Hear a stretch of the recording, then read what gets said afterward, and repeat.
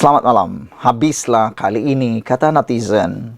Ini apabila SPRM umumkan Perdana Menteri yang dahulu, Menteri Keuangan dahulu, yang terbabit kes Spanco akan disiasat.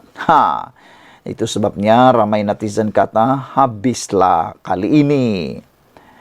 Semua yang terbabit dalam membuat keputusan penganugerahan kontrak perolehan syarikat, membekal dan menguruskan kenderaan kerajaan Spanco Sendirian Berhad Spanco sejak syarikat berkenan beroperasi pada tahun 1990-an akan dipanggil bagi membantu siasatan yang pastinya Perdana Menteri, Menteri Keuangan pada waktu itu bukan Perdana Menterinya Anwar Ibrahim, tetapi anda tahu siapa Perdana Menteri pada waktu itu atau waktu selepas itu. Ketua Suruhanjaya Pencegahan Rasuah Malaysia SPRM, Tan Sri Azam Baki berkata, ia termasuk Perdana Menteri dan Menteri Keuangan ketika itu. Beliau berkata, keterangan daripada semua yang terbabit itu perlu bagi melengkapkan siasatan kes berkenaan. Kita akan panggil sesiapa sahaja yang membuat keputusan pada masa itu yang memutuskan untuk memberi projek kepada Spanco. Kita lihat sejarah penubuhan syarikat itu pada 1998 atau 1999.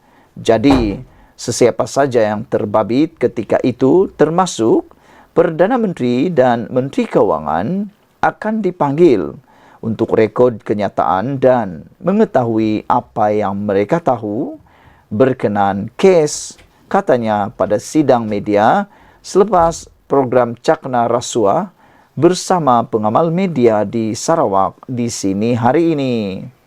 Semalam Perdana Menteri Datuk Seri Anwar Ibrahim menyifatkan kontrak perolehan Spanco hanya merugikan negara. Anwar berkata, beliau tahu kontrak terbabit juga tidak menyenangkan penjawat awam yang menggunakan kemudahan berkenan dan beliau tegas terhadap Spanco itu sejak menjadi Menteri Keuangan. Berita harian sebelum ini melaporkan SPRM menyiasat sebuah syarikat yang memperoleh kontrak membekal dan menguruskan kenderaan kerajaan. Difahamkan, SPRM sudah merakamkan keterangan beberapa saksi penting termasuk daripada agensi kerajaan dan individu daripada syarikat terbabit yang sebelum ini memperoleh kontrak membekal serta menguruskan flat kenderaan bernilai RM4.5 bilion. SPRM sebelum ini juga menyerbu kediaman dan syarikat ahli perniagaan berusia lingkungan 70-an serta merampas dokumen berkaitan keuangan bagi membantu siasatan yang menyebabkan pembekuan akaun bank seorang ahli perniagaan bergelar Tan Sri bernilai puluhan juta ringgit. Azam berkata, ketika ini tiada pendakwaan dijalankan kerana pihaknya masih dalam peringkat awal. Siasatan dan pegawai penyiasat masih memeriksa fakta kes. Isu ini yang dilaporkan kepada SPRM ialah apabila terjadi pertikaian selepas pembatalan kontrak pada satu syarikat, macam mana pula Spanco dapat kontrak dari dulu hingga sekarang? Itu fokus siasatan sekarang. Kita sudah memanggil lebih 20 individu dan juga sudah membekukan kira-kira 80 akaun syarikat serta individu berkaitan dengan kes itu, katanya lagi. Sebelum itu, Anwar Ibrahim melalui kenyataan media mengatakan bahawa Spanco hanya merugikan negara. Saudara-saudara sekalian, yang menjadi persoalan besar daripada netizen pada malam ini ialah siapa Perdana Menteri yang terlibat dengan keputusan Smangko dan siapa Menteri Keuangan pada waktu itu. Sekian dulu untuk kali ini. Jangan lupa tinggalkan komen Anda, tekan butang subscribe. Jumpa lagi. Bye-bye. Selamat malam, salam sejahtera. Lebih baik Najib manfaatkan masa dalam penjara untuk muhasabah diri, bertaubat. Dipetik dari BH Online. Ahli Parlimen Gelugur Ramkalpal Singh enggan melayan cabaran debat terbuka yang dibuat pengendali akaun Facebook bekas Perdana Menteri Datuk Seri Najib Razak yang disifatkannya sekadar mencari publicity murahan untuk kekal relevan. Bekas Timbalan Menteri di Jabatan Perdana Menteri, Undang-Undang dan Reformasi Institusi itu menegaskan tiada guna beliau berurusan dengan Najib dalam isu berkenan kerana yang menjadi asas adalah majoriti pertimbangan dalam permohonan digunapakai selain lembaga pengampunan juga mengekalkan sabitannya.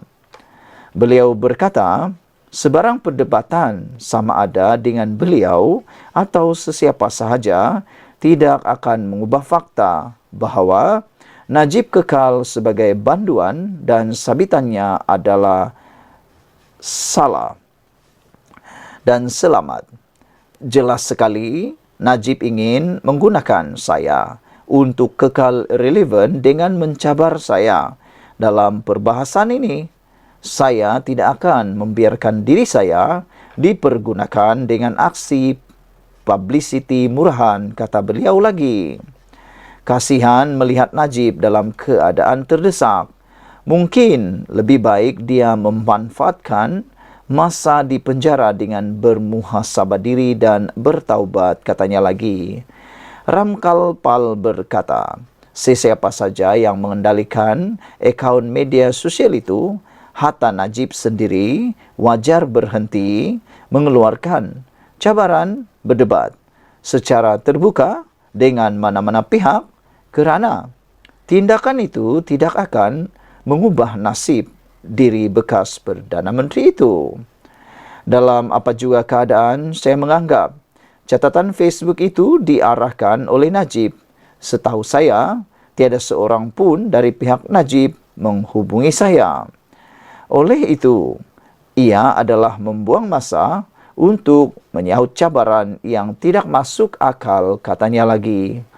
Semalam, wakil kepada Najib mencabar mana-mana pihak yang tidak berpuas hati dengan pengurangan hukuman terhadap bekas Perdana Menteri itu untuk berdebat secara terbuka berkaitan kes SRC internasional.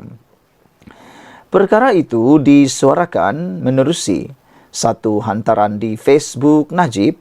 Dengan cabaran itu ditujukan kepada ahli Parlimen Bukit Gelugur Ramkalpal Singh secara khusus. Jika Ramkalpal Singh menolak, pembenci lain seperti Tony Pua dan Mohamed Hanifah Maidin boleh menggantikannya, kata pengendali akaun itu. Jumaat lalu Najib diberikan pengurangan 50% bagi hukuman penjara 12 tahun yang sedang dijalaninya sejak tahun 2022 sekaligus menyaksikannya bakal dibebaskan pada 23 Ogos tahun 2028. Selain tarikh pembebasan awal itu, urus setia Lembaga Pengampunan Wilayah Persekutuan Kuala Lumpur Labuan dan Putrajaya, bahagian hal ehwal Undang-Undang Jabatan Perdana Menteri turut mengumumkan denda perlu dibayar oleh Najib dikurangkan daripada 210 juta kepada 50 juta ringgit. Namun sekiranya denda itu tidak dibayar, tempoh penjara bagi Najib akan ditambah setahun dengan tarikh pembebasan beliau dijadualkan pada 23 Ogos 2029.